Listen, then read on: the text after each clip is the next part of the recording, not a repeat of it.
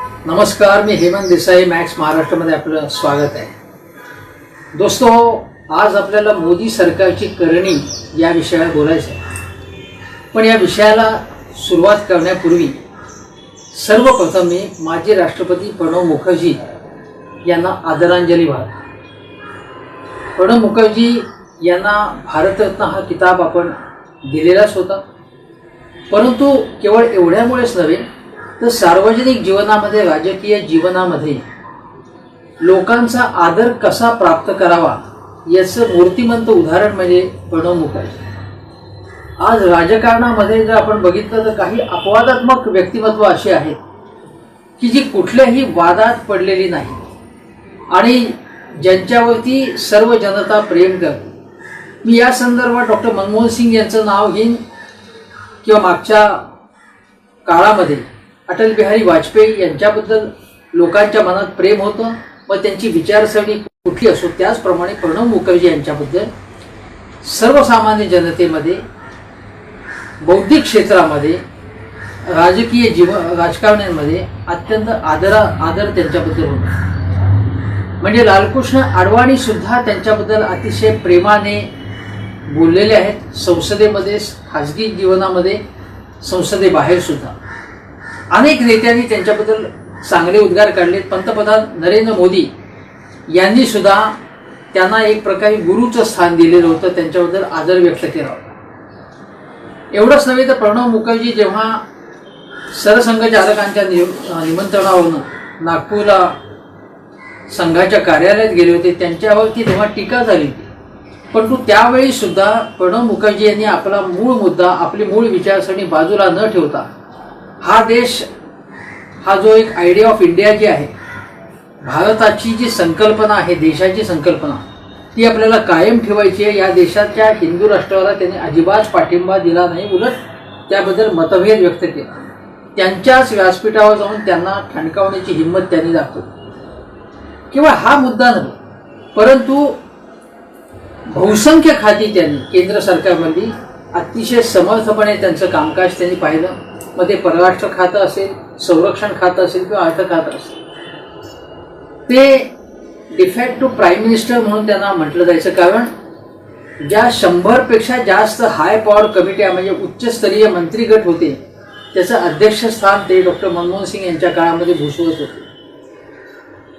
1980च्या दशकामध्ये प्रणवदांनी जेव्हा अर्थ खातं, व्यापार खातं ही भूषवली, तेव्हा मला आठवतंय, मी त्यांना जवळून बघितलेलं सुद्धा अनेक कार्यक्रमांमध्ये. तेव्हा त्यांनी उदारीकरणाचा जो पहिला अध्याय, आपल्याला माहिती आहे की उदारीकरण 91 साली सुरू झालं असं आपण म्हणतो, पण 80मध्ये इंदिरा गांधींचं जेव्हा पुन्हा सत्तेवरती आगमन झालं, तेव्हा त्यांनी उदारीकरणाचा पहिला अध्याय सुरू केला होता. आणि त्यावेळी आंतरराष्ट्रीय नाणेनिधीकडनं कर्ज घेणं असतील किंवा वेगवेगळी क्षेत्र जी आहेत, अर्थव्यवस्थेची क्षेत्र ही मोकळी करणं, म्हणजे त्यात गुंतवणुकीला वाव देणं, निर्बंध कमी करणं, या गोष्टी त्यांनी सुरू केल्या होत्या. आणि त्यावेळी प्रणव मुखर्जी अर्थमंत्री होते, व्यापार मंत्री होते. डॉक्टर मनमोहन सिंग त्यांचे सल्लागार म्हणून सुद्धा काम त्यांनी केलेलं आहे. तेच मनमोहन सिंग पुढे पंतप्रधान झाले आणि प्रणवदा अर्थमंत्री झाले. परंतु तरी सुद्धा त्यांनी, मी तुमचा बॉस होतो आणि आता तुम्ही माझे बॉस आहात, अशा प्रकारची जी मनातली भावना असते किंवा मनात काहीतरी एक आढी असते, तशी आढी न बाळगता त्यांच्याबरोबर अतिशय चांगल्या पद्धतीने त्यांनी सहकार्य केलं. त्यांना सर्व प्रकारचं सहकार्य केलं. एवढंच नव्हे, ते एकच गोष्ट सांगतो की सोनिया गांधींनी तुम्हाला पंतप्रधान का केलं नाही, मनमोहन सिंगांना का केलं, असं जेव्हा विचारण्यात आलं, तेव्हा ते म्हणाले की माझ्यापेक्षा त्यांच्यावरती अधिक विश्वास होता आणि पंतप्रधान पदावरची जी व्यक्ती असेल तिच्या ठाई नेतृत्वाचा विश्वास असणं आवश्यक आहे आणि त्यामुळे ते अतिशय नैसर्गिक होतं आणि माझी त्याबद्दल काहीही हरकत नाही, माझ्या मनात कसलीही अडी नाही, असं त्यांनी स्पष्ट केलं होतं. अगदी राजीव गांधींचा सुद्धा जेव्हा गैरसमज झाला होता की प्रणवदांना पंतप्रधान व्हायचं आहे, तो गैरसमज त्यांचा दूर झाला. इंडिया टुडेला दिलेल्या मुलाखतीत अरुण पुरी त्यांचे मालक आणि संचालक आहेत, त्यांना दिलेल्या मुलाखतीमध्ये राजीव गांधींनी स्पष्ट केले की माझा गैरसमज झाला होता. हे प्रणव गांधी त्यांच्या 3-4 वर्षापूर्वी घेतलेल्या मुलाखतीमध्ये असं स्पष्ट केलं. असा मोकळ्या मनाचा इंटेलेक्च्युअल माणूस राजकारणात, अतिशय अभ्यासक, संशोधक वृत्तीचे, सर्व माहिती ज्यांच्या तोंडावरती आहे असा हा माणूस. आणि आर्थिक क्षेत्राची खडानखडा माहिती, आकडेवारी त्यांना माहिती असायची, तोंडावरती असायची. एवढंच नव्हे तर मतदानाची टक्केवारी, कुठल्या पक्षाला कुठल्या वर्षी किती मतदान झालं होतं, विरोधी पक्षाला, सत्ताधाऱ्यांना, याची सगळी राज्यातली माहिती त्यांना असायची. असा माणूस आपल्या आज नाही आहे. त्यामुळे मी पुन्हा एकदा त्यांना श्रद्धांजली अर्पण करतो. आणि आता मूळ विषयाकडे वळतो. मूळ विषय असा आहे की आज आपण वर्तमानपत्रामध्ये बातमी बघितली असेल की भारताचा GDPचा दर जो आहे तो कमालीचा घसरलेला आहे. तो इतका घसरलेला आहे की ज्याचं नाव ते असा हा जो विक्रम आहे तो आपण अनेक वर्षामध्ये, विक्रम म्हणजे मी उपरोधाने म्हणतोय, तो असा विक्रम आपण अनेक वर्षामध्ये साध्य केलेला नाही. म्हणजे अर्थव्यवस्था किती खाली गेलेली की जवळजवळ 24% ती खाली गेलेली आहे. म्हणजे नकारात्मक पातळीवरती अर्थव्यवस्था पोचलेली आहे असं आजच्या वर्तमानपत्रामध्ये आपल्याला वाचायला मिळतं. आता इतकी घसरण ही पूर्वी कधी झाली होती का? तर पूर्वी खरोखरीच असं अलीकडच्या काळात तर झालेलं नव्हतंच. म्हणजे गेल्या 25-30 वर्षात तर असं झालेलं नाहीच आहे. पण जी 1929-30ची महामंदी होती, जागतिक महामंदी, जी ज्यावेळी अमेरिकेसह सर्व देशाच्या अर्थव्यवस्था घसरणीला लागल्या होत्या, त्यावेळी देखील अशा प्रकारची घसरण झाली नव्हती आपल्याकडे. किती गंभीर गोष्ट आहे बघा. किंवा 2008ची मंदी आपल्याला आठवत असेल, ती जागतिक मंदी होती. अमेरिकेकडून सुरू झाली, युरोपमध्ये पोचली, आशियात पोचली, भारतापर्यंत आली. त्यावेळी सुद्धा अशा प्रकारची दुरवस्था झालेली नाही. त्यावेळी मला आठवते की त्यावेळी जेव्हा प्रणवदा अर्थमंत्री होते तेव्हा त्यांनी खास पॅकेजेस दिलेली होती इंडस्ट्री आणि ट्रेड सेक्टर, ज्यांना मोठ्या प्रमाणावरती लोनिंग, मोठ्या प्रमाणात कर्ज वाटप झालं, सवलतीत कर्ज वाटप झालं, व्याज माफी झाली आणि त्यामुळे हळूहळू अर्थव्यवस्था पुन्हा रुळावरती आहे. पण तेव्हाही इतकी घसरण झालेली नव्हती हे आपण लक्षात घ्या. म्हणजे त्यामुळे ही जी गोष्ट आहे ती अतिशय गंभीर गोष्ट आहे हे आपण पहिल्यांदा लक्षात घेतलं पाहिजे. मला आठवते की राहुल गांधी गेल्या निवडणुकीच्या वेळी, म्हणजे 2019च्या निवडणुकीच्या अगोदर काय म्हणाले होते, विकास पगला गया असं ते म्हणाले. हे विकास वेडा झाला आहे आपला. हा विकास आहे का हे भकास चित्र आहे असं म्हणावं अशी परिस्थिती आहे. असं असताना आपले अर्थमंत्री काय म्हणतात, निर्मला सीतारामन, त्या असं म्हणतायत की ही देवाची करणी आहे. आता कोरोनाबाबत त्यांची काय भावना असेल ते समजू शकतो आपण, पण देवाची करणी आहे म्हणजे एक तर यामध्ये तुमची अंधश्रद्धा दिसून येते. करणी वगैरे करणं वगैरे जे आहे ते सर्वसामान्य माणूस सुद्धा जो सुशिक्षित आहे किंवा जो विज्ञाननिष्ठ आहे तो असं म्हणणार नाही. तुम्ही असं म्हणालात, तुम्ही देशाचे अर्थमंत्री आहात, पण तुम्ही असे उद्गार काढले. आता कोरोनाचं संकट आहे आपण मान्य करूया, पण कोरोनाचं संकट कुठेही नसताना गेल्या वर्षीपासूनच, म्हणजे 2019च्या जानेवारीपासूनच ही घसरण सुरू होती. आपण लक्षात घ्या की 2018मध्ये म्हणजे मोदी सरकार असतानाच 8.2% इतका विकासाचा दर होता. तो टप्प्याटप्प्याने 6, 5, 4 असा खाली आला आणि तो कोरोनाच्या पूर्वीच विकासाची घसरण व्हायला लागलेली होती. सर्व क्षेत्रामध्ये विकास सर्व क्षेत्रामध्ये खाली जात होता. तेव्हा तर कोरोना नव्हता आणि कोरोना आल्यानंतर सुद्धा अर्थव्यवस्थेची चौफेर धूळधाम हवी. आणि तुम्ही तर म्हणताय की आपली इकॉनॉमी आता 5 ट्रिलियन पर्यंत पोचवायची आपल्याला. शेतीचा म्हणजे शेतकऱ्यांचा जो एकूण शेती अर्थव्यवस्था आहे त्याचा दर आपल्याला दुप्पट करायचा आहे, शेतकऱ्यांचं उत्पन्न दुप्पट करायचं आहे. तर दुप्पट कुठे झालं? मी दुप्पट व्हायचं आहे, मी तुमची मुदत आहे अजून, पण दुपटीच्या दिशेने आपली वाटचाल चालू आहे का? अजिबात वाटचाल चालू नाही त्या दिशेने आपली. यावर्षी पाऊस पाणी चांगलं झालेलं आहे, पूर आहे अनेक ठिकाणी, पण पाऊस पाणी उत्तम झाल्यामुळे त्यातल्या त्यात शेतीची अवस्था चांगली आहे. ज्या शेतकऱ्यांना म्हणजे तुम्ही सरकारची जी वेगवेगळ्या स्कीम्स असतात त्या 25-30% शेतकऱ्यांनाच त्याचा फायदा होतो. बाकीचा जो शेतकरी आहे तो स्वयंभू आहे, तो स्वयंपूर्ण आहे. त्यांनी त्याच्या मेहनतीने कर्तृत्वाने शेतं पिकवलेले आहेत, अन्नधान्य पिकून तो आपल्याला खायला घालतोय. तुम्हा आम्हाला शहरातल्या गावातल्या सर्वसामान्य माणसांना खायला तो घालतो. त्याला फारशी मदत मिळाली नाही. ठीक आहे, मोदी सरकारने निवडणुकीच्या मुहूर्तावर गेल्या वेळच्या त्यांच्यासाठी एक योजना जाहीर केली, चांगली गोष्ट आहे, त्यात काही मी वाईट म्हणत नाही. परंतु त्याच्या पलीकडे शेतकऱ्यांना चांगले भाव तर कधी मिळाले नाहीतच, पण शेतकऱ्यांना जी उत्पादनाची जी साधनं आहेत ती सुद्धा मिळाली नाही.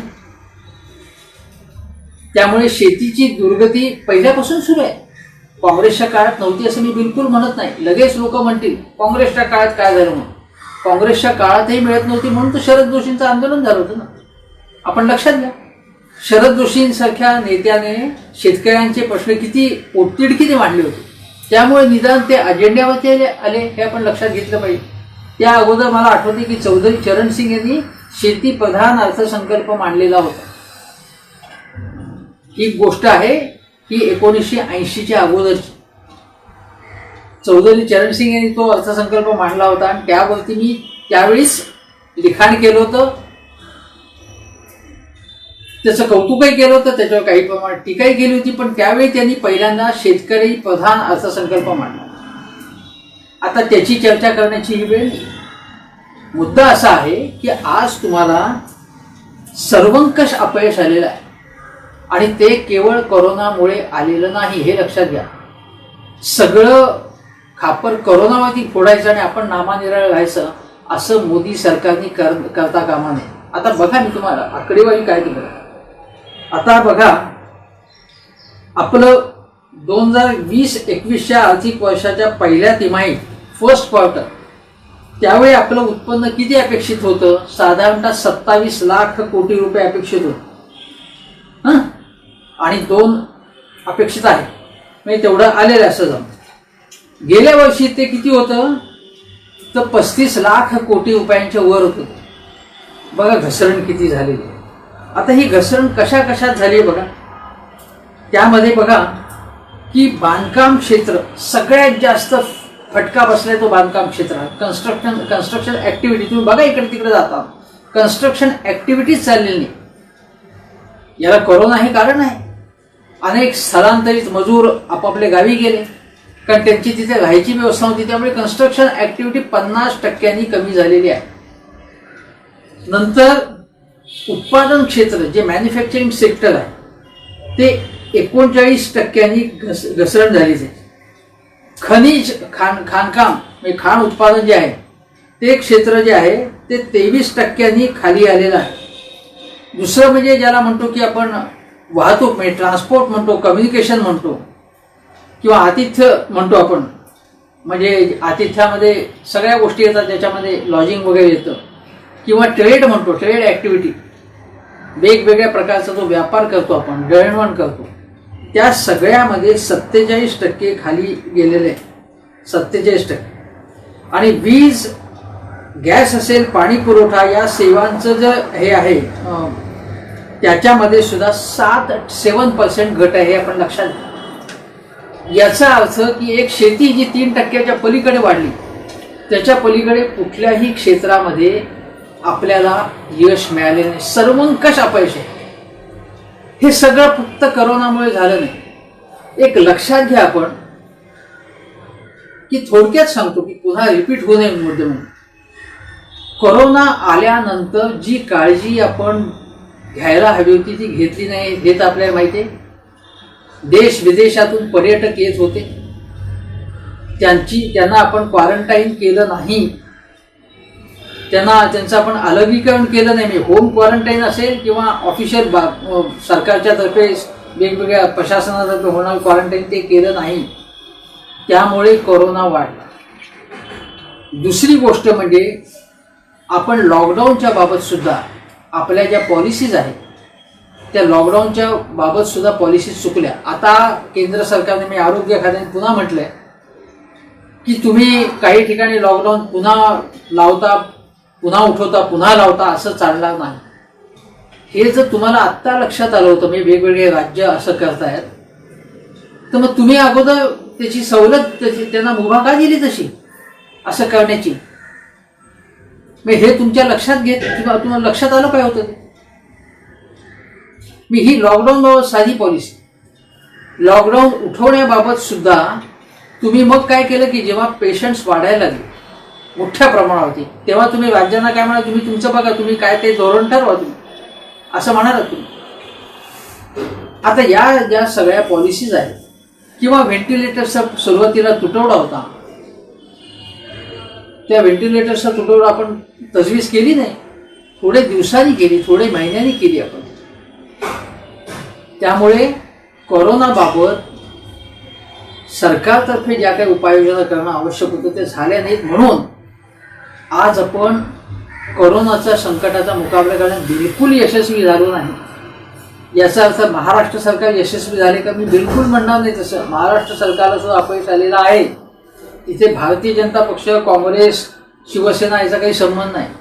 पण केंद्र सरकार म्हणून, मोदी सरकार म्हणून कोरोनाच्या संकटाचा मुकाबला करण्यामध्ये, यशस्वी मुकाबला करण्यात आपल्याला अपयश आलं. कारण आपली पेशंटची संख्या बघा किती आहे, मृत्यूची संख्या किती आहे बघा तुम्ही. रिकव्हरीचं रेट वाढले ठीक आहे, पण कोरोना बाधितांची संख्या आणि मृत्यूची संख्या मोठ्या प्रमाणावरती ती दिवसेंदिवस वाढत चालली आणि ती ग्रामीण भागात सगळं फैलावतं. याची जबाबदारी केंद्र सरकारलाही घ्यायला लागेल, राज्यांनी घेतली पाहिजे, पण केंद्राची सुद्धा ती जबाबदारी.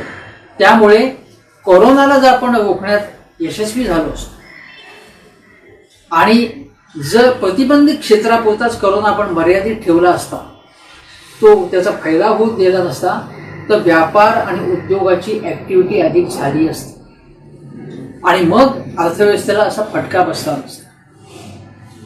स्थलांतरित मजुरांची व्यवस्थित सोय आपण लावण्यामध्ये आपल्याला अपयश आलं, हेही लक्षात घेतलं पाहिजे. आपण सुरुवातीपासून काय केलं की याच्यामध्ये धर्म आणला, तबलीग आणली, आणि त्यामुळे तबलीग बद्दल सुद्धा औरंगाबादच्या न्यायालयाने काय सांगितले आपल्याला माहिती आहे की त्यांच्यावरती खापर फोडताच येणार नाही, कारण त्यांनी कुठलाही कायद्याचा भंग केला नाही असं सांगण्यात आलं. पण आपण त्याच्यावरती कॉन्सन्ट्रेशन केलं. आपलं केंद्र सरकारने काय केलं की याचं यामध्ये विशिष्ट समुदाय, विशिष्ट धर्माचे लोक हे बेजबाबदार आहेत असं लोकांच्या मनावरती बिंबवण्याचा प्रयत्न झाला. आणि त्याच सरकारने हे केल्यामुळे उत्तर प्रदेश असेल, बिहार असेल, अनेक राज्यात असं दिसलं की काही ठिकाणी जे अल्पसंख्य समुदायातले भाजीवाले असतील, फळवाले असतील, काही चीज वस्तू घेऊन येणारे लोक आहेत, त्यांना अडवण्यात आलं, त्यांना हाकलून देण्यात आलं, अशा गोष्टी घडल्या. आता हे जर आपण मोदी सरकारने आळा घातला असायचा तर आपल्याला उद्योग क्षेत्रात, व्यापार क्षेत्रात जास्त यश मिळालं असतं. ते आपल्याला यश मिळालं नाही आणि फटका बसलेला आहे. म्हणजे आता आपण बघा की कोरोनामुळे सगळ्या जगाला फटका बसलाय. मी असं म्हणत नाही की फक्त भारतामध्येच हे झालं. तुम्ही कम्पेअर करा, तुलना करा. आता तुलना म्हणजे आपण बघितली तर अमेरिकेलाही त्याचा त्रास झाला आहे. पण अमेरिकेमध्ये आपण लक्षात घेतलं पाहिजे की अमेरिकेमध्ये ट्रम्प यांच्यासारखा बेजबाबदार राजकारणी आहे. त्यामुळे अमेरिकेला साधारण 9% आसपास त्यांची अर्थव्यवस्था खाली आलेली आहे, घसरण झाली आहे. ब्रिटनची झाली 20%. पण ब्रिटन ही आज स्वातंत्र्यपूर्व काळामध्ये आपल्या जी ब्रिटनची ताकद होती ती आता ताकद उरलेली नाही. त्यामुळे आपण ब्रिटनशी तुलना करण्याचं कारण नाही. शिवाय ब्रिटनला ब्रेक्झिटचा फटका बसला आहे. गेल्या काही वर्षामध्ये वारंवार निवडणुका झाल्यामुळे, अस्थिरता असल्यामुळे ब्रिटन त्या ब्रेक्झिटच्या वादग्रस्त विषयातून अजून बाहेर आला नाही. ब्रेक्झिट घेतली आहे त्यांनी, पण त्याच्यातून मार्ग काढण्याचा उपाय त्याला मिळालेला नाही. ब्रिटनची 20% कमी झाली आहे. पण जर आपण बघितलं जपानची सुद्धा स्थिती जी आहे, जपान ही जगातली तिसऱ्या क्रमांकाची अर्थव्यवस्था आहे. सलग 2 पेक्षा जास्त म्हणजे तिसऱ्यांदा त्यांची घसरण झालेली आहे जपानची. आता जेव्हा मंदी असते तेव्हा 2 तिमाही असतात. म्हणजे एक तिमाही म्हणजे समजा आपण म्हणलं की एप्रिल मे जून ही एक तिमाही आणि नंतर जुलै ऑगस्ट सप्टेंबर ही दुसरी तिमाही. अशा म्हणजे हे उदाहरण सांगितलं. अशा सलग 2 तिमाहीमध्ये जर तुमचा विकास जर खाली आला तर ती मंदी असं समजलं. त्या पद्धतीने त्या व्याख्येनुसार जपानमध्ये मंदी आलेली आहे. तिसऱ्यांदा त्यांच्याकडे घसरण झालेली आहे. पण आपण जर बाकीचे देश बघितलं तर इंडोनेशिया जो आपला आशियाई देश आहे, आपल्या जवळचा देश आहे, त्यांची जवळपास 5-5.5% अर्थव्यवस्थेची घसरण, GDPची घसरण झाली. त्यानंतर थायलंड बघितला तर 9% आहे. फिलिपाईन्स आहे ते 16% आहे. पण आपण जर बघितलं तर चीनची अर्थव्यवस्था घसरलेली नाही.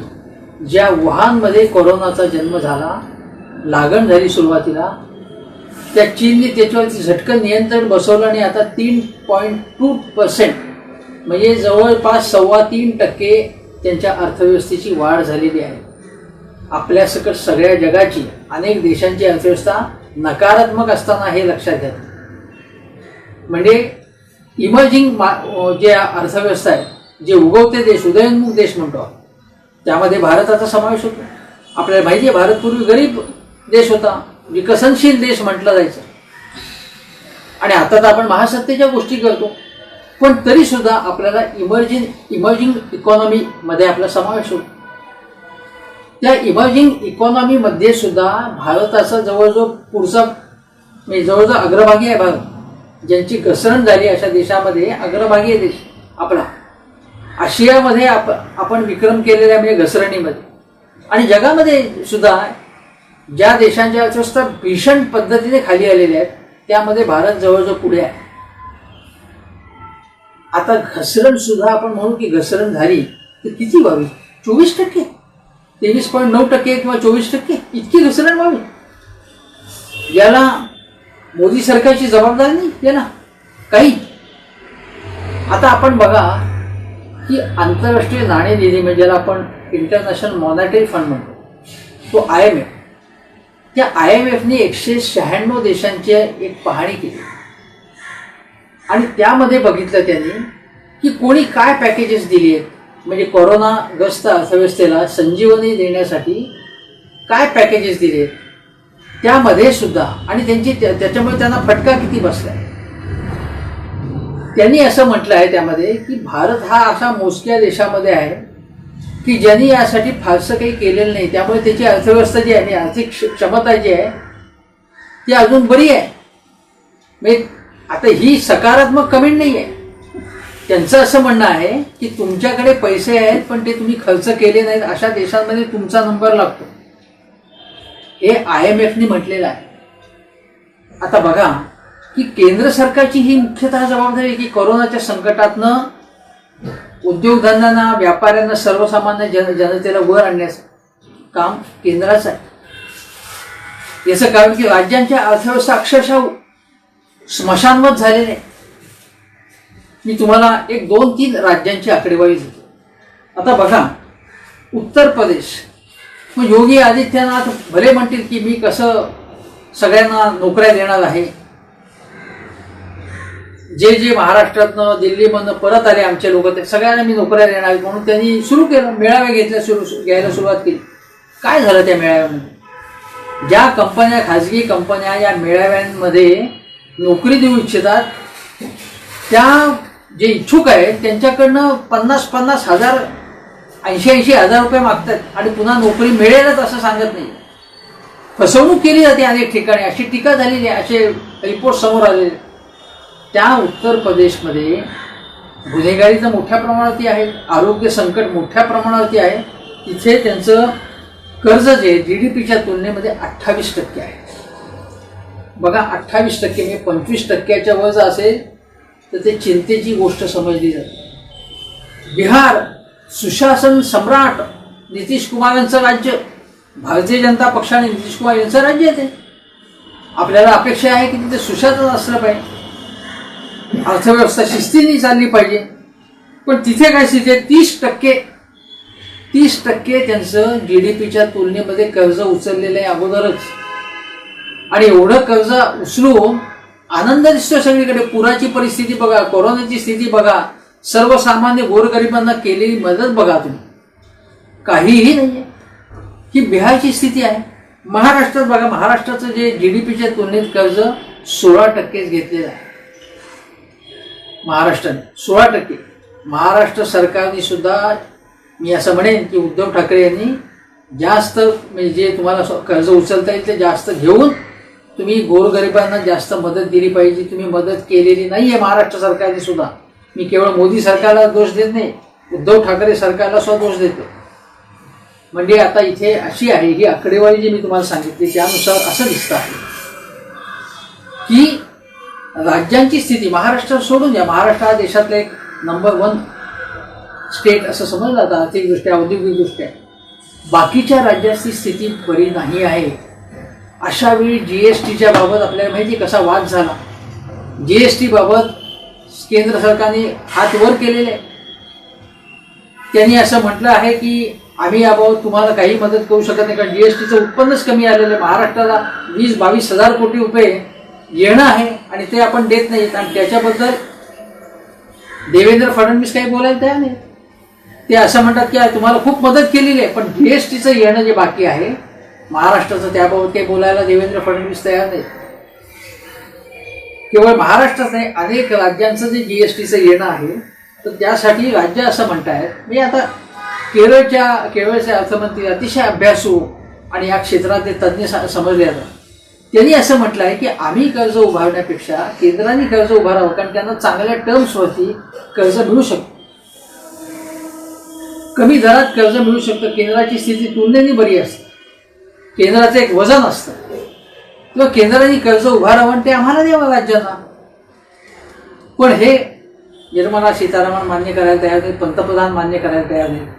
मी GST बाबत त्यांनी तुम्ही बघा राज्यांना असं एक प्रकारे सांगून टाकले. ही स्थिती आहे देशाची, ही स्थिती आहे राज्यांची. आता तुम्हाला अजून एक गोष्ट सांगतो याच्यामध्ये की जर आपण असं बघितलं की आता GDP कमी आहे तर त्याचा परिणाम काय होणार. GDP जर कमी असेल तर GDP म्हणजे काय, तर देशामध्ये ज्या वेगवेगळ्या वस्तू तयार होतात, वेगवेगळा माल तयार होतो, सेवा असतात, त्यांचं जर आपण त्यांची जर व्हॅल्यू समजली, त्यांची किंमत काय आहे प्रत्यक्षामध्ये, ती जी किंमत आहे ती म्हणजे GDP. आता GDP कमी याचा अर्थ वस्तू आणि सेवांचं उत्पादन हे कमी आहे. आणि हे कमी का आहे, तर मागणीच नाही आहे. आणि दुसरं हे कमी असण्याचं कारण म्हणजे गुंतवणूक नाही आहे, उत्पादन नाही आहे, आणि त्यामुळे पुरवठा नाही आहे. आत्तापर्यंत सरकारने काय विचार केला की ज्याला आपण इकॉनॉमिक्समध्ये म्हणतो की सप्लाय साईड इकॉनॉमिक्स असतं आणि डिमांड साईड. डिमांड साईड म्हणजे जेव्हा लोकांच्याकडे क्रयशक्ती नसते, कारण लोकांना पगारच मिळत नाहीत. अनेक ठिकाणी 40%, 50% एवढाच पगार मिळतो. काही महिन्यांचा पगार बुडाला, कारण लॉकडाऊनच्या काळात काही जणांना पगारच दिला नाही. आता हा जो सगळा विषय आहे, हे जे उत्पन्न कमी झालेलं आहे, त्यामुळे लोक खर्च करणार कुठून. म्हणजे लोकांना आता लोक जो सिनेमे बघत नाही, कारण थिएटर्स बंद आहेत, हॉटेल्स बंद आहेत, त्यामुळे हॉटेलमध्ये जात नाहीत. त्यामुळे ते व्यवसाय कमी असणं हे स्वाभाविक आहे. मॉल्स बंद आहेत, त्यामुळे तिथे लोक जात नाहीत. पण ज्या वस्तू लोकांना रोज हव्या आहेत रोजच्या, त्या सुद्धा लोक खरेदी कमी करत आहेत. तुम्ही लक्षात घ्या, लोकांनी धान्य, भाजी, फळं ही जर कमी घेत असतील लोक, तर कमी घेत म्हणजे एक गंमत म्हणून कमी घेत नाही, लोकांकडे पैसे नाही आहेत. कारण महागाई सुद्धा 6%, 60% झालेली महाग. आता केंद्र सरकार म्हणते की आम्ही पॅकेज दिले, रिझर्व्ह बँक म्हणते आम्ही पॅकेज दिले, 2 लाख कोटी रिझर्व्ह बँकेने दिले असं म्हटलं. म्हणजे त्यांनी काय कर्ज वाटपासाठी बँकांना अधिकार दिले. तुम्ही कुठल्याही बँकेत जा, तुम्ही छोट्या मोठ्या कुठल्याही बँकेत जा, तिथले अधिकारी तुम्हाला सांगतील की आमच्याकडे पैसा आहे पण लोन मागायलाच कोणी येत नाही. आणि दुसरी गोष्ट, काही ऑफिसर्सने मला असं सांगितलं की आमच्याकडे पैसा आहे पण आम्ही कोणालाही असा पैसा देणार नाही, कारण तो पैसा बुडाला तो उद्या बँक बुडेल आणि खातेदार आमचा गळा पकडतील. मग त्यांना सांगितलं राष्ट्रीयकृत बँकांमध्ये सुद्धा तुम्हाला सरकारचा आदेश झाला असेल ना, पण ते लोन देत नाही आहेत आणि लोन घ्यायला सुद्धा कोणी येत नाही. ही स्थिती आहे. हे कशामुळे होते? याचं कारण असं आहे की केंद्र सरकार म्हणते की आम्ही 21 लाख कोटी रुपयांचं पॅकेज देऊ. त्यापैकी काही 3 लाख कोटी रुपये वगैरे त्यांनी SMEsना दिले असं म्हणतात. म्हणजे टायनी, म्हणजे छोटे अति छोटे उद्योग, छोटे सूक्ष्म उद्योग, लघु उद्योग आणि मध्यम उद्योग यांना 3 लाख कोटी रुपयाचं पॅकेज दिलं. प्रत्यक्षामध्ये हे पॅकेज पोचलेलं नाही. मी ज्याचा सर्व्हे केला पॅकेज पोचलेलं. एकूण म्हणतात की आम्ही 21 लाख कोटी रुपये ओतले असा दावा केला गेला. ते 21 लाख कोटीमध्ये 2 लाख कोटी रुपयांचं जे रिझर्व्ह बँकेचं पॅकेज होतं त्याचा समावेश होता. पण हे 21 लाख कोटी रुपये नव्हते. एवढ्या मोठ्या प्रमाणाची जी रक्कम आहे ती त्यांनी कशा प्रकारे खर्च केली ते बघायला पाहिजे.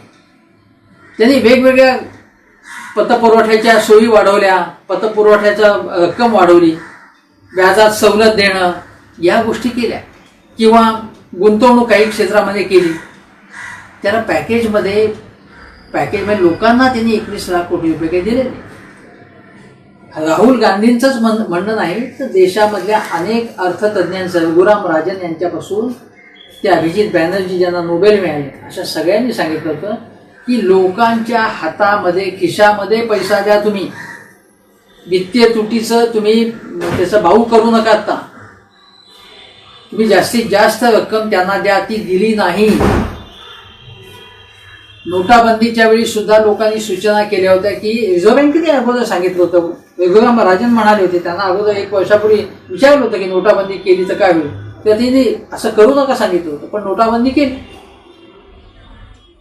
GST बाबत सुद्धा विरोधी पक्षांनी, काँग्रेसच्या विरोधी पक्षांनी ज्या सूचना दिल्या होती की त्याच्यात ती गुंतागुंत होता कामा नये, घाई करू नका, पण त्याचे दर कमी असले पाहिजेत, करांची क्लिष्टता गुंतागुंत असता कामा नये, ते ऐकलं नाही.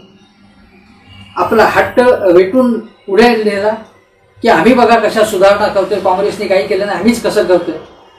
पण त्याचा फटका बसला, असंघटित क्षेत्राला बसला. आणि आज जी आकडेवारी जी आपण म्हणतोय 24% घसरण झाली आहे, त्याच्यामध्ये फक्त संघटित क्षेत्राचा विचार केला हे लक्षात घ्या. आणि देशामधली बहुतेक अर्थव्यवस्था, जी देशाची अर्थव्यवस्था आहे त्याच्यातलं बहुतेक 70-80% अर्थव्यवस्था जी आपली ती असंघटित क्षेत्रात आहे. ती जर आकडेवारी याच्यात घातली तर 50-60% घसरण झाली असं आपल्या लक्षात येईल. म्हणजे हे संकट किती भयानक आहे हे आपल्या लक्षात येईल. किती भयानक आहे हे संकट. मग तुम्ही म्हणताय की काही प्रश्न नाही, तुम्ही लाल किल्ल्यावर भाषण देताय, तुम्ही शिक्षक दिनाच्या दिवशी भाषण देताय, पण भाषणामुळे लोकांचं पोट भरत नाही. परवा मन की बात मध्ये मोदीजींनी जी बात केली त्यानंतर अनेक प्रतिकूल कमेंट्स आल्या सोशल मीडियावर मोदीजींना. हे लक्षात घ्या, हा इशारा आहे तुम्हाला, कारण तुम्ही चांगली भाषणं करता हे आम्हाला माहिती आहे. आता मोहम्मद रफी चांगलं गाणं म्हणतो, लता मंगेशकर चांगलं गाणं म्हणतात, हे आम्हाला माहिती आहे. आता पुन्हा पुन्हा सांगायची गरज नाहीये. तुमचे कपडे ठेवणीतले असतात, तुमची जॅकेट चांगली असतात. तुम्ही जिथे जिथे जाता तुमची बॉडी लँग्वेज बघत राहावी अशी असेल की तुम्ही अजून एखाद्या तरुणाप्रमाणे तुम्ही काम करता. हे सगळं मान्य आहे, सगळं मान्य आहे. पण त्याच्यामुळे लोकांच्या पोटात अन्नाचा घास जाणार नाही. तुम्ही सार्वजनिक क्षेत्रामधला खर्च कमी केलाय का, तर तो खर्च कमी केल्याचं जाणवत नाही. तुम्ही तुमचे जे फायद्यात चाललेले उद्योग आहेत ते फुकून टाकताय. आता केवळ विशिष्ट क्षेत्रामधील उद्योगपतींचीच धन केली जाते आहे. आणि सर्वसामान्य माणसांना मात्र, सर्वसामान्य माणसांचे हाल कुत्रा खात नाही अशी स्थिती झालेली आहे. हे इतकं भयानक संकट आहे, आपण लक्षात घेतलं पाहिजे. हे इतकं भयानक संकट मी तुम्हाला सांगतो की त्याची आकडेवारी माझ्याकडे आहे की 1957-58 मध्ये आपल्याला माहिती आहे की स्वातंत्र्य मिळाल्यानंतर 11 वर्षानंतरचीच गोष्ट आहे. आपलं औद्योगिक धोरण आलं होतं, पंचवार्षिक योजना सुरू झालेल्या होत्या. आणि मी तुम्हाला सांगतो गंमत म्हणून की आर्थिक गोष्टी सगळ्यात जास्त महत्त्वाच्या असतात, कारण त्या पोटा पाण्याच्या गोष्टींशी निगडीत असतात. भावना प्रधान विषय जे असतात त्यांचा आपण संबंध नाही. त्या भावना लोकांच्या चाळवल्या जातात, पेटवल्या जातात, चिथावणी दिली जाते, पण पोटा पाण्याचे प्रश्न त्याच्यामुळे सुटत नाही. पहिल्या निवडणुकीमध्ये नेहरूंनी जी बॅनर्स होती काँग्रेसची, त्यामध्ये पंचवार्षिक योजना आम्ही राबवणार आहोत. पंचवार्षिक योजना म्हणजे विकासाचीच योजना, फर्स्ट प्लॅन सेकंड प्लॅन ज्याला म्हणतो तो, त्या आधारे मतं मागितली होती काँग्रेसने. आणि मी असं म्हणेन की 2014 साली मोदीजींनी जी विकासासाठी जी मतं मागितली तोही चांगला कार्यक्रम होता, पण विकास झाला का? तसा झाला नाही. पंचवार्षिक योजना नंतर पहिल्या दुसऱ्या प्लॅन नंतर मी तुम्हाला सांगतो की चांगल्या पद्धतीचा विकास, औद्योगिक विकास झाला. म्हणजे मूलभूत क्षेत्रामध्ये वेगवेगळे कारखाने झाले होते, कोर इंडस्ट्री म्हणतो त्याच्यामध्ये अवजड उद्योग आपल्याकडे उभे राहत होते. सरकारी क्षेत्रामध्ये अनेक चांगले, म्हणजे औषध क्षेत्र असेल, आण्विक क्षेत्र असेल, ऊर्जा क्षेत्र असेल, धरणं असतील, ह्या वेगवेगळ्या गोष्टी होत होत्या. तेव्हा ज्या आधारे मतं मागितली होती त्या आधारे काम चालू होतं. पुढे काँग्रेसने तशा पद्धतीने काम नेहमीच चालू ठेवलं असं बिलकुल म्हणायचं कारण, पण तो सकारात्मक कार्यक्रम होता. आणि 2014 मध्ये लोकांच्या आशा आकांक्षा मोदीजींवर केंद्रित झाल्या होत्या, पण तशा गतीने विकास झाला नाही. हे आपण पुन्हा पुन्हा लक्षात घ्या. हे मी राजकीय विधान आहे. 1957-58 फटका बसला होता आपल्याला, दुष्काळाचा असेल, बाकी नैसर्गिक आपत्ती असेल. 1.2% अर्थव्यवस्था घसरण झालेली GDP. 65-66 मध्ये जो लाल बहादूर शास्त्रींचा काळ होता, म्हणजे पाकिस्तानशी आपलं युद्ध होऊन त्यांना आपण चोप दिला होता, परंतु चीनच्या युद्धाचा फटका आपल्याला बसला होता.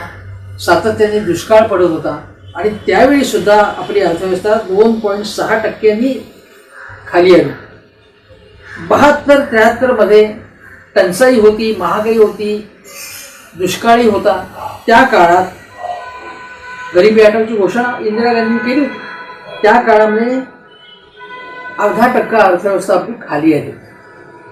आणि 1979 मध्ये म्हणजे जेव्हा जनता पक्षाचं सरकार कोसळलं आणि चौधरी चरण सिंग सत्तेवरती होते थोड्याच काळासाठी, तेव्हा जी आपली अर्थव्यवस्था होती ती 5.2% कमी झाली होती.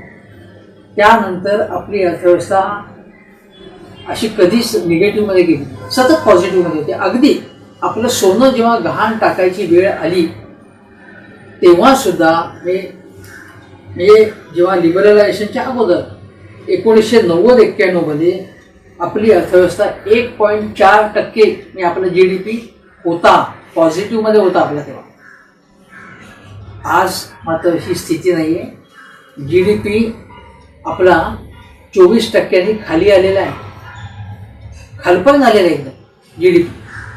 काय स्थिती झालेली आहे अर्थव्यवस्थेची, आणि सर्व क्षेत्रामध्ये शेती सोडून ती दुर्गती झालेली आहे आणि ती मोठ्या प्रमाणामध्ये आपण ओढवून घेतलेली आहे.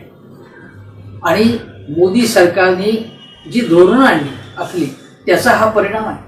निर्मला सीतारामन यांच्या बजेटमध्ये किती वेळा बदल करायला लागला त्यांना, कारण अर्थव्यवस्था पुढे त्याला पुश मिळतच नव्हता. गेल्यावेळी कॉर्पोरेट टॅक्स त्यांनी कमी केला आणि म्हणाले की आता एकदम औद्योगिक क्षेत्राला गती मिळेल. कुठे गती मिळाली? ज्यांनी ही सवलत घेतली, म्हणजे करामध्ये कपात झाल्यामुळे जी सवलत आपल्याला त्यांना मिळाली त्याचा उपयोग त्यांनी त्यांची अगोदरची देणी फेडण्यासाठी केला, त्यांनी इन्व्हेस्टमेंट केली नाही त्याच्यामधून. या सगळ्या स्थितीमुळे आज आपली जी स्थावर मालमत्तेमधली जी वाढ असते, म्हणजे फिक्स्ड ॲसेट्समध्ये एखादा कारखाना लावायचा असेल तर जमीन, यंत्रसामुग्री लागते. ती जी गुंतवणूक आहे ती आपली 40-50% कमी आहे आपली गुंतवणूक. आज अमेरिकेमध्ये सुद्धा म्हणजे ट्रम्प सारखा भंपक अध्यक्ष असताना सुद्धा तिथे रोजगारावरती त्यांनी आणि रोजगार आणि महागाई जी आहे त्याची पर्वा न करता बऱ्यापैकी त्यांनी खर्च करण्याचं धोरण स्वीकारलं आहे. जे ओबामांच्या काळात सुद्धा आणि क्लिंटन यांच्या काळात सुद्धा काही त्यांनी मोठ्या प्रमाणात पॅकेजेस दिली होती. ओबामांनी जागतिक मंदीच्या वेळी 2008च्या वेळी आणि क्लिंटन यांनी सुद्धा अर्थव्यवस्थेला एकदम तेजी आणली होती अमेरिकेमध्ये. म्हणजे अमेरिकेमध्ये हे चाललेले आहे, आपण लक्षात घ्या. आज आपल्याकडे ज्याला आर्थिक भाषेमध्ये म्हणतात की मॉनेटरी स्पेस, फिस्कल स्पेस, म्हणजे आपल्याला कर्ज उभारण्याची आपली जी मर्यादा असते, खर्च करण्याची सरकारची जी मर्यादा असते ती आहे अजून. म्हणजे आता सरकारचे आर्थिक सल्लागार जे सध्या आहेत त्यांनी सुद्धा सांगितलेलं आहे, संजीव सन्याल म्हणून, की हा आपल्याला बेकअप कॉल आहे. आता जागे व्हा. आम्ही जागे झालो नाही आणि सार्वजनिक खर्च वाढवला नाही.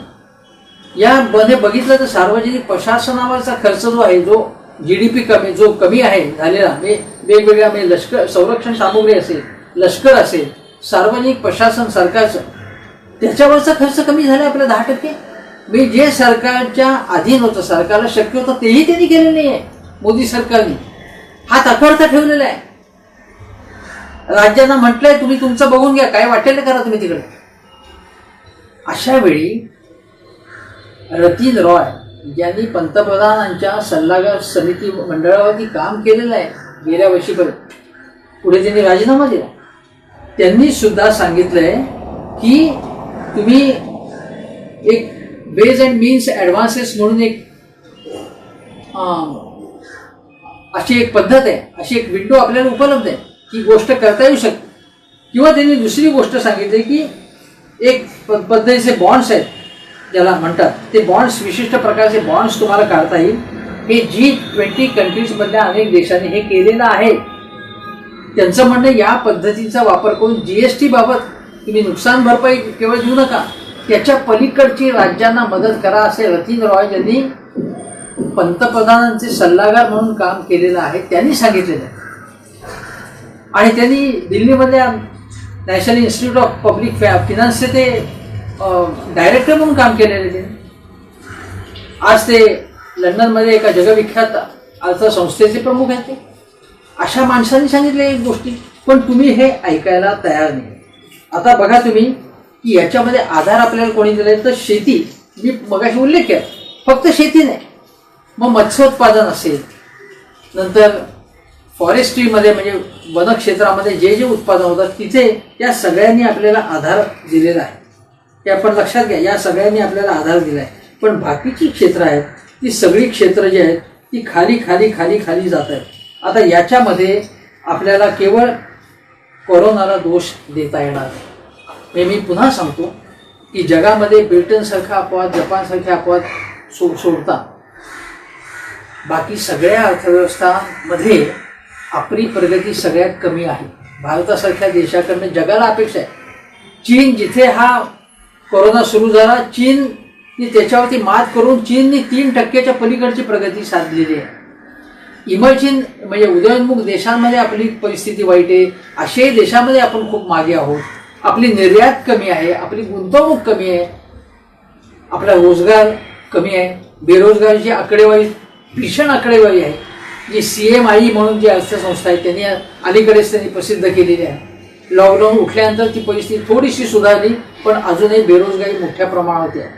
आणि ही जी बेरोजगारी आहे ती आता लक्षात घ्या तुम्ही, पांढऱ्या पेशांमध्ये म्हणजे व्हाईट कॉलर जो असतो, नोकरी पेशातलं चांगल्या प्रकारची जी लिखापडीची कामं करणारी जी लोक आहेत ना, त्यांच्यामध्ये सुद्धा मोठ्या प्रमाणात बेरोजगारी आहे. त्यापैकी काही जण जे आहेत ते वर्क फ्रॉम होम करत आहेत, पण जे बाहेर प्रत्यक्ष अंग मेहनतीची कामं करतात, मग ते हमाल असतील, हॉटेलमधले वेटर्स असतील, मॉलमध्ये काम करणारे असतील, किंवा सफाई कामगार म्हणून म्हणजे हाऊसकीपिंगमध्ये काम करणारे लोक असतील, कुरिअर सर्व्हिसमधले लोक असतील, त्यांच्या रोजगारावरती मोठ्या प्रमाणात परिणाम होतो. अशा वेळी आपल्याला माझ्या मते जसं ग्रामीण भागामध्ये मनरेगावरचा खर्च वाढवणं भाग आहे आणि सरकार वाढवत आहे, मोठ्या प्रमाणात वाढवत आहे. पण तो शहरामध्ये मनरेगाची अंमलबजावणी सुरू केली पाहिजे, कारण शहरामध्ये सुद्धा मोठ्या प्रमाणात बेरोजगारी आहे. लोकांच्या हातात आता पैसा द्या, तुम्ही लोकांच्या खिशामध्ये पैसा द्या. वित्तीय शिस्त जी आहे, वित्तीय शिस्तीचं भान ठेवू नका, कारण एरवी तेरवी वित्तीय शिस्त आपण पाहिलेली आहे आतापर्यंत. काँग्रेस असेल, संयुक्त आघाडीचं सरकार असेल किंवा मोदी सरकार असेल, वित्तीय शिस्त पूर्णपणे पाळली गेलेली नाही. पण आज आणीबाणीची स्थिती असताना वित्तीय शिस्त, कर्ज याचं आपण हे न ठेवता, आता आपण बघितलं ते आपली जी तूट आहे बजेटमध्ये, जी चालू वर्षामध्ये अपेक्षित दिली होती आपण, ती आपण जुलै महिन्यातच जवळपास सगळी आपली तूट झालेली आहे. याच्यानंतर ती तूट वाढणार, पण ती तूट अजूनही झाली तरी चालेल. आपण जास्त प्रमाणामध्ये कर्ज उचलूया, IMF कडनं असेल, वर्ल्ड बँकेकडनं असेल, IBRD नावाची संस्था आहे त्यांच्याकडनं असेल, किंवा मार्केट बॉरोइंग आपण करूया, नोटा छापूया, वेगवेगळे मार्ग आहेत. पण गोरगरिबांच्या हातात, असंघटित क्षेत्राच्या हातात हातमाग असतील, यंत्रमाग असतील, हस्तकला व्यवसाय असतील, यामध्ये या क्षेत्रामध्ये जे काम करतात त्यांना तुम्ही त्यांच्या हातामध्ये पैसा द्या, त्यांना काहीतरी पॅकेज द्या. त्यांच्या हातात पैसा आला तर त्यांच्याकडे मागणी, क्रयशक्ती निर्माण होईल, ते वस्तू खरेदी करायला लागतील. वस्तू खरेदी करायला लागल्यावरती मागणी आल्यामुळे त्या पद्धतीने उत्पादन वाढेल. ते उत्पादन वाढायला लागलं की मग गुंतवणूक मोठ्या प्रमाणात त्याच्यामध्ये येईल आणि अर्थव्यवस्थेचं चक्र फिरायला लागले. आज असं दिसतंय, कोणी काहीही मागणी केली तरी मोदी आपल्या भूमिकेपासून मागे हटत नाही. मोदीजींनी प्रणव मुखर्जींना गुरु मानलं होतं, त्यांनी मला काही कानमंत्र दिले असं सांगितलं होतं. त्यांनी प्रणव मुखर्जींपासून एक प्रेरणा घ्यावी की जागतिक महामंदी 2008ची आली होती, तेव्हा प्रणव बाबूने मोठ्या प्रमाणावरती लोकांना मदत केली होती आणि त्यावेळी वित्तीय शिस्त जी आहे ती गुंडाळून बाजूला ठेवली होती. त्यावेळी निदान त्यांच्यापासून त्यांनी प्रेरणा घ्यावी, त्यांनी प्रेरणा घ्यावी. ते त्यांचे जे मित्र आहेत डोनाल्ड ट्रम्प, त्यांच्यापासून काही गोष्टी घ्याव्यात. निदान त्यांनी जेवढा खर्च केला तेवढा तरी खर्च करावा. ज्या झोपाळ्यावरती ते झुलत होते शी जिनपिंग यांच्याबरोबर, त्यांनी मोठ्या प्रमाणात खर्च केला, अर्थव्यवस्था रुळावरती आणली. चीनला तुम्ही धडा शिकवा, पण चीननी जी अर्थव्यवस्था रुळावरती आणली त्याच्यापासून काहीतरी तुम्ही शिका. तेव्हा राम मंदिर झालं, चांगली गोष्ट आहे, राम मंदिर होईल आता.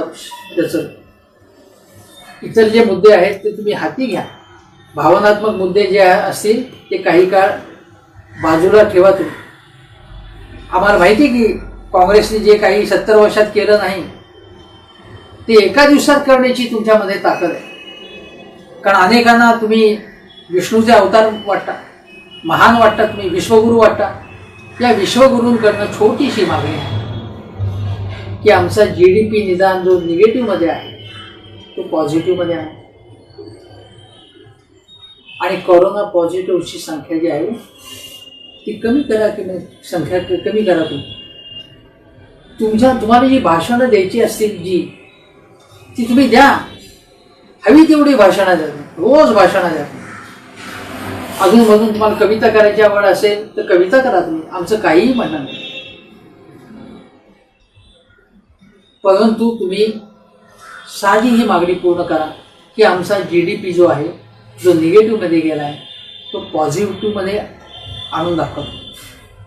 त्यामुळे मोदी सरकारची जी करणी झालेली आहे, देशावरती जी उपकार झाले गेले आम्ही 5-6 वर्षामध्ये बघितलं, तुम्ही जी करणी केलेली आहे ती आम्ही बघितलेली आहे.